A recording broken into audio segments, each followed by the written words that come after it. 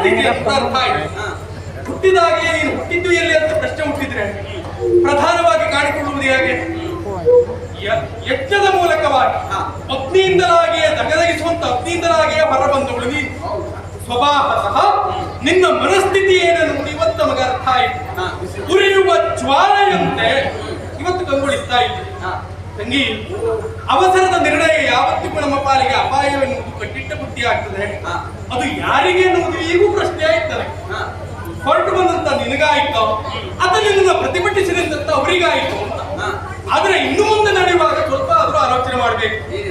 ನೋಡು, ನಮ್ಮ ಯದು ಪರಿವಾರದವರನ್ನಲ್ಲ, ಸಮಸ್ತ ನಾರಾಯಣಿ ಸೇನೆಯನ್ನ ನಿನ್ನ ಹೋರಾಟದ ಅಂಕಣದಲ್ಲಿ ಅವರನ್ನೆಲ್ಲ ಭದ್ರವಾಗಿರಿಸಿಕೊಂಡೆ.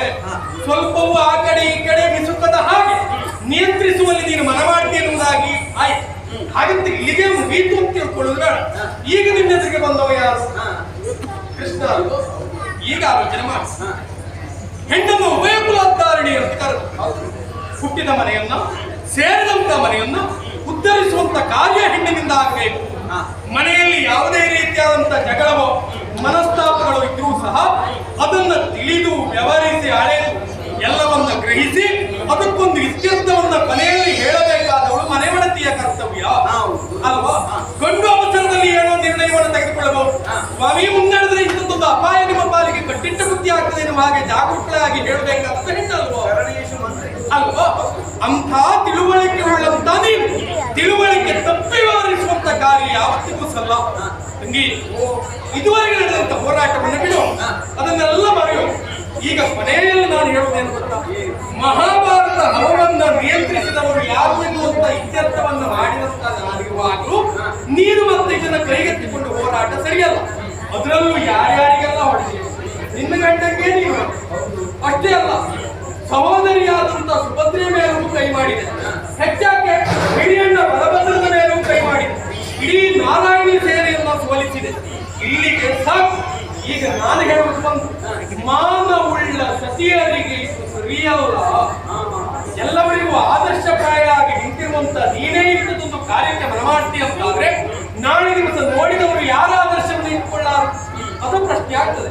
ಅದಕ್ಕಾಗಿ ಇದುವರೆಗೆ ನೀನು ನಡೆಸಿಕೊಂಡು ಬಂದಿರುವಂತ ಮಾನವೀಯಾಗಿ ಮಾನವುಳ್ಳವಳಾಗಿ ಪ್ರಪಂಚಕ್ಕೆ ಆದರ್ಶವಾದಂತ ದ್ರೌಪದಿ ಎಲ್ಲಿಯೂ ಎಡವಬಾರದು ಎನ್ನುವ ಸಲುವಾಗಿ ನಡೆದೆ ಈ ಹೋರಾಟ ಇಲ್ಲಿಯೇ ಬಿಡುವು ಮಾಡಿಕೊಳ್ಳುತ್ತಾಯಿತು. ಮಾಧವನೇ ಲಾಲಿಸುವಿದು ಮಾಧವನೇ ಲಾಲಿಸುವಿನೋ ಈ ಧನಂಜಯ ಕಾಲ ಕೋದರ ನೋಡಿತ್ತು, ಈ ಧನಂಜಯ ಕಾಲ ಕೋದರ ನೋಡಿತ್ತು. ಕಾದಿ ಬೋಧಿದೆ ನನ್ನ ಬೇಕಿದಿರಲಿಂದ, ಕಾದಿ ಬೋಧಿದೆ ನನ್ನ ಬೇಕಿದಿರಲಿಂದ ನಿನಗಾದು ಮಾತೆಗೆ ನೈನವಿರಲಿತ್ತು.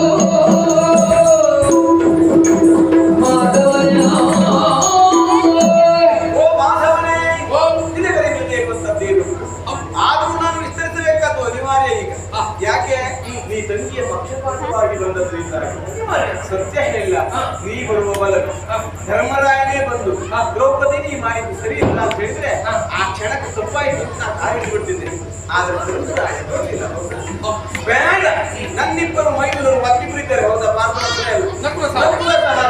ಅತ್ತಿಗೆ ನೀನು ಮಾಡಿದ್ದು ಸರಿಯಲ್ಲ ಅಂತ ಹೇಳಿದ್ರೆ ಖಂಡಿತ ಅಲ್ಲಿಗೆ ಯುದ್ಧ ಪ್ರಕರಣವೇ ಇರುವುದಿಲ್ಲ. ಯಾರು ಅರ್ಜುನ ಪಕ್ಷವನ್ನಾಕು ಬಂದ ಸುಭದ್ರೆ ಅವಳ ಪಕ್ಷವನ್ನಾಕು ಬಂದಿರುವಂತ ಅವಳ ಅವನ ಕರೆಯುವರು. ಹಾಗಿದ್ರೆ ಈಗ ನಮ್ಮ ಮನೆಯಲ್ಲಿ ಇರುವಂತಹ ಮತ್ಯಾರು ಪಾತ್ರವೊಬ್ಬರ ಹೊರತಾರೆ, ಮತ್ಯಾರು ನಾ ಮಾಡಿದ್ದು ತಪ್ಪು ಅಂತ ಹೇಳಿದ್ದೇವೆ, ಎಲ್ಲವೂ ಸರಿ ಅಂತ ಹೇಳಿ. ಹಾಗಿರುವಾಗ ನೀವು ಹೇಳ್ತಾ ಇರುವುದು ತಪ್ಪು ಕಾರ್ಯವನ್ನು ಮಾಡಿದ್ದೀಯ ಎನ್ನುವುದಾಗಿ. ಸತ್ಯ ಹೇಳಿದ ನನ್ನ ಮನೆ ಪೀಳಿಗೆಯ ಹಾಗೆ ನಮ್ಮ ನಡೆದಿರುವಂತದ್ದು ಆದರ್ಶಪ್ರಾಯವಾಗಿರಬೇಕು. ಇಲ್ಲಿಯವರೆಗೆ ಹಾಗುಂಟು. ಹಾಗಾಗಿ ಒಂದು ಮನೆಯಲ್ಲಿ 4 ಜನರಿದ್ದಾಗ ಅದರಲ್ಲಿ ನನ್ನ ಸ್ಥಾನ ವಿಶಿಷ್ಟ. ಹೌದಾ? 5 ಗಂಡಂದಿರು, ಅವರು 5ರನ್ನು ಕೂಡಿಕೊಳ್ಳಬೇಕಂತಹ ಕರ್ತವ್ಯವನ್ನು ಹೊಂದಿರುವ ನಾನು ತಪ್ಪು ಸರಿಗಳ ನಿರ್ಣಯವನ್ನು ಮಾಡಿ ಸರಿಪಡಿಸುವಲ್ಲಿ ಮುಂದಾದವಾಗ ಅದನ್ನಿಷ್ಟು ಸರಿಯ ಬಿಟ್ಟದ್ದು ಅಂತ. ಹೌದಾ?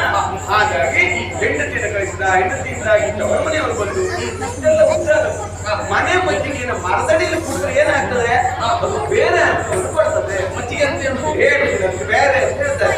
ಬೆಳೆ ಕಾಣ್ತಾ ಬೇರೆ ಅಂತ ಕುಡಿತಾ ಇದ್ದಾರೆ ಅಂತ ಆಗ್ತದೆ. ನಮ್ಮ ಮನೆಯ ಜಗವನ್ನು ನಾವೇ ಪೂರೈಸ್ತಾ ಇದ್ದೇವೆ, ಅದನ್ನು ಬಗೆಹರಿಸಿಕೊಳ್ತಾ ಇದ್ದೇವೆ. ಅದನ್ನ ಕೊಂಡು ಹೋದದ್ದು ನಿನ್ನ ತಂಗಿ ಮಾಡಿದ ತಪ್ಪು. ಈಗ ಬಂದಿರುವ ನೀನು ಹೋಗಿ ತಂಗಿಗೆ ನಿನ್ನ ತಪ್ಪಿನ ಅರಿವನ್ನ ಮಾಡಿಕೊಡ್ತೀಯ ಅಂತ ಅಲ್ಲಿಗೆ ಪ್ರಕರಣ ಮುಗಿತದೆ. ಮತ್ತೆ ನಾಯಿಗೆ ನೀನು ಮಾಡಬೇಕಾಗುದು ಏನಾಗಿತ್ತು?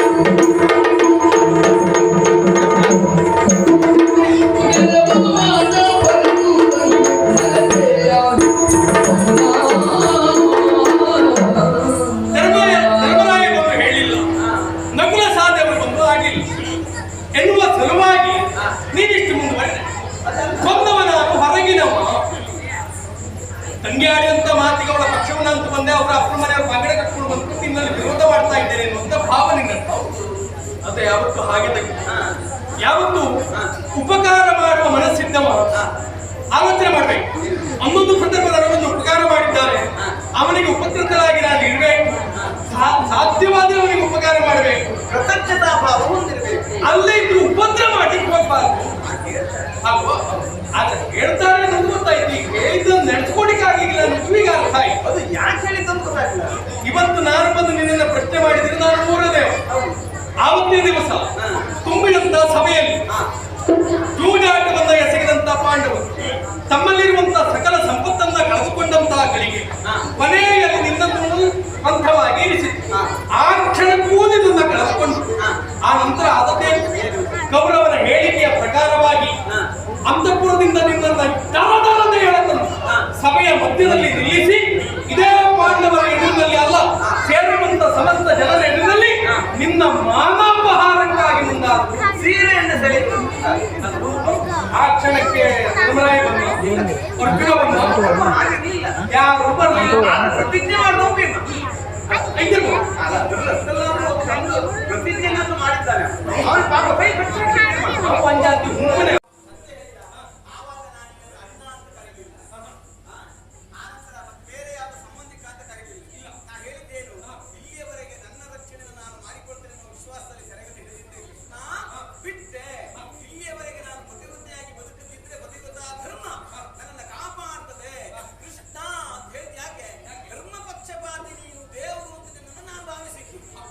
ಧರ್ಮ ಪಕ್ಷಪಾತಿಯಾಗಿ ಧರ್ಮಕ್ಕೆ ನೀನು ನನಗೆ ಸೀರೆ ಕೊಟ್ಟಿದ್ದೆ ಹೊರತು ದ್ರೌಪದಿ